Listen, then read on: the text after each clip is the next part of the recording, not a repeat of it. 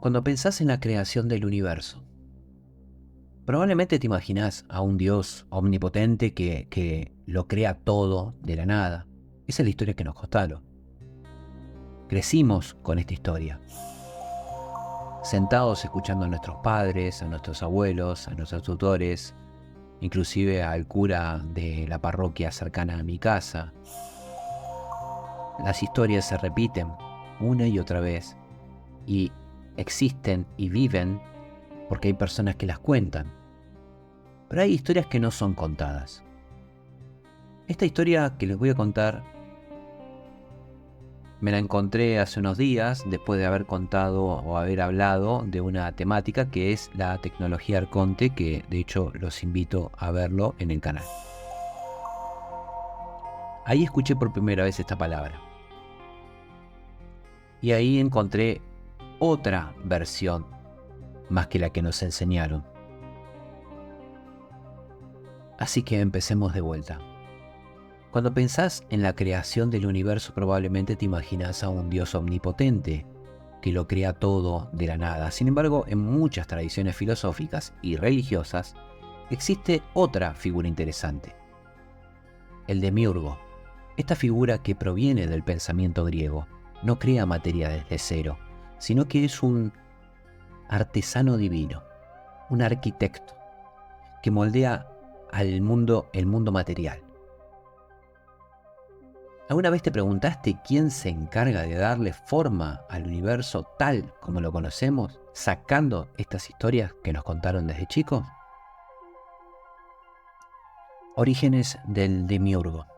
La palabra demiurgo viene del griego demiorgos, que significa artesano o fabricante.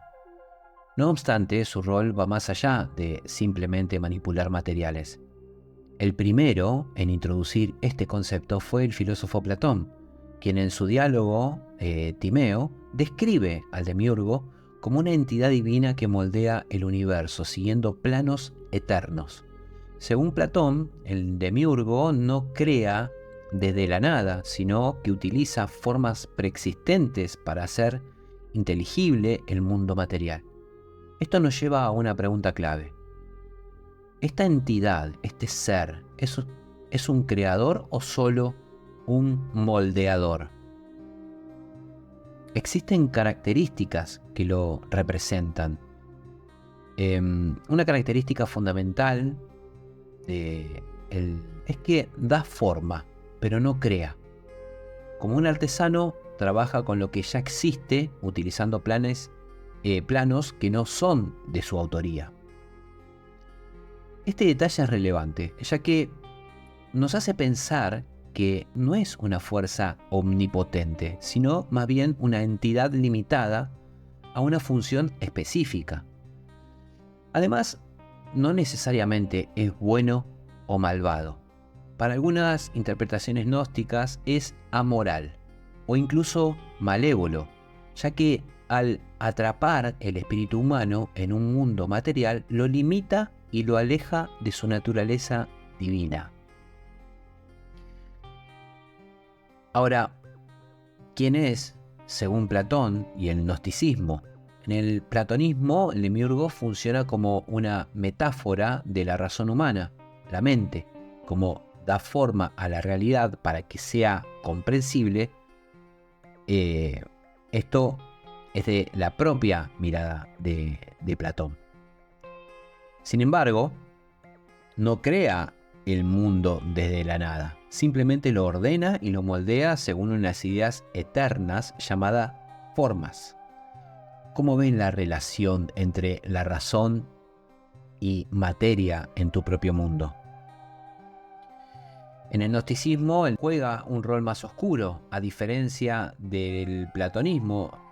Acá hay dos figuras divinas principales, un dios trascendente, que es el creador del universo espiritual y material, quien se limita a dar forma a la materia. Muchos gnósticos, como los seguidores de Valentino, creían que el demiurgo era ignorante del plan divino.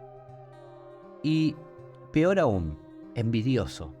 Esta versión gnóstica del Demiurgo no solo era un creador inferior, sino que era visto como una figura malvada por su obsesión con el mundo material. El Demiurgo como metáfora. A ver, en muchas tradiciones filosóficas también funciona como una metáfora para explicar cómo la razón humana da forma a la realidad que percibimos. No somos creadores del mundo, pero moldeamos nuestro entorno a través del pensamiento y la acción. Ahora, esta visión platónica del Demiurgo como una metáfora sigue siendo vigente hoy en día, sobre todo en las disciplinas como la filosofía y la ciencia. Así que, ¿cómo moldeás vos tu propia realidad?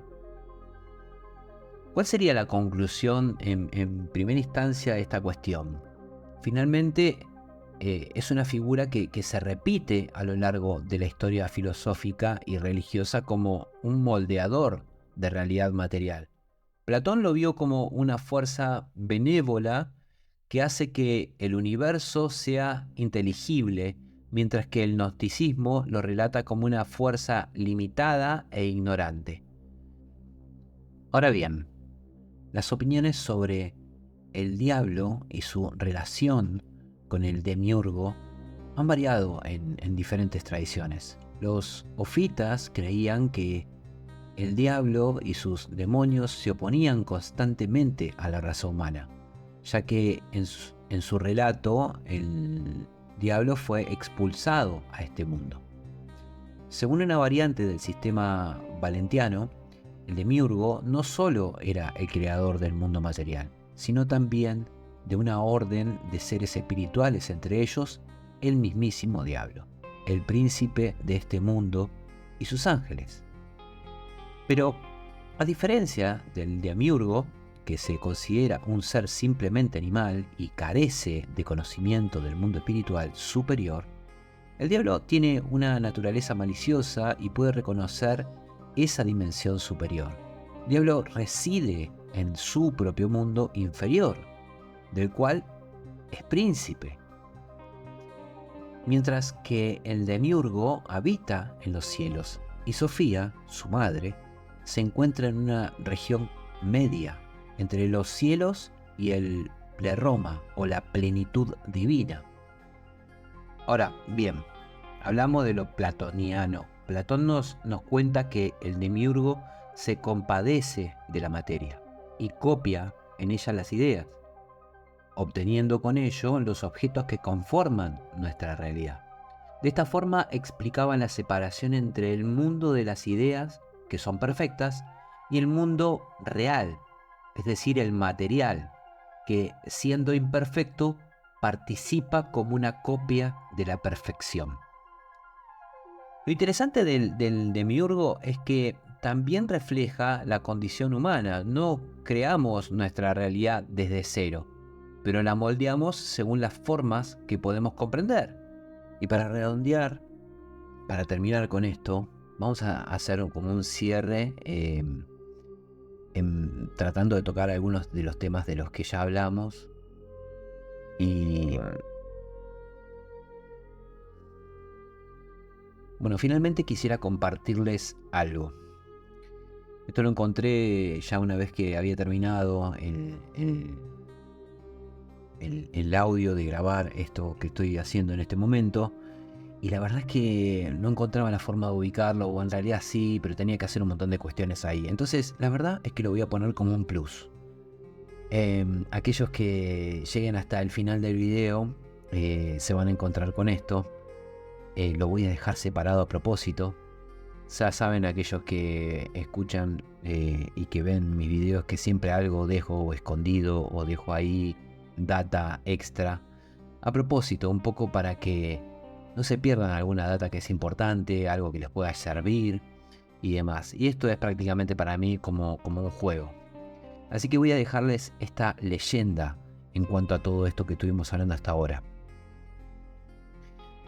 Dice la leyenda que Sofía, sin pedirle permiso al Dios del cielo eterno, quiso crear algo fuera de la unidad total. Así que dio forma a una criatura y se escondió detrás de él para ver qué hacía. Esta criatura, incompleta e imperfecta, desde el momento en que apareció, actuaba de manera artificial, incapaz de mostrar una eternidad clara. Cuando miró toda la materia del universo y se vio a sí mismo, la ignorancia sobre su origen lo llevó a creer que él era el creador de todo, incluyéndose a sí mismo. Con arrogancia declaró ser el creador indiscutible, el más grande, el único.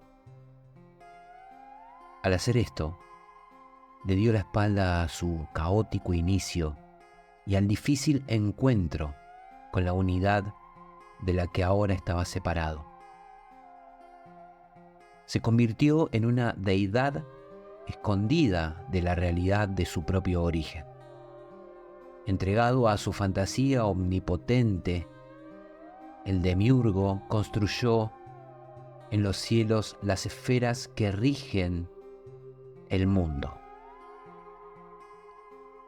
Y como había heredado una parte del poder de su madre, Sofía, todo lo que creó llevaba consigo una porción de la sabiduría de Sofía. Al ver lo que había creado, lo rodeó con una nube y lo colocó en un trono en el centro de esa nube. Todo esto para aislarlo y dejarlo crear su propio universo.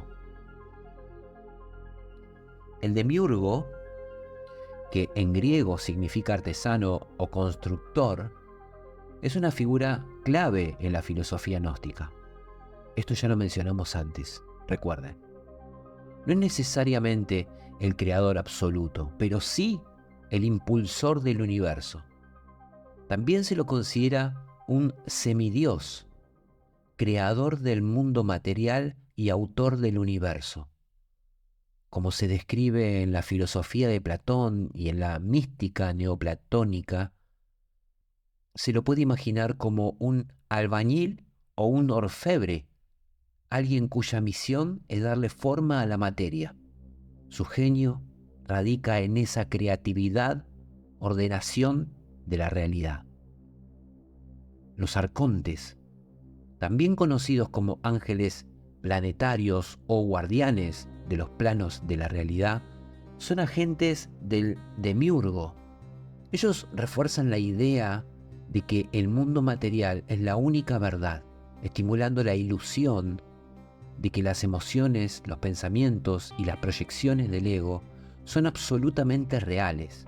Esta creación del demiurgo es Yaldabaoth, como mencioné antes, también conocido como Samael, el dios ciego.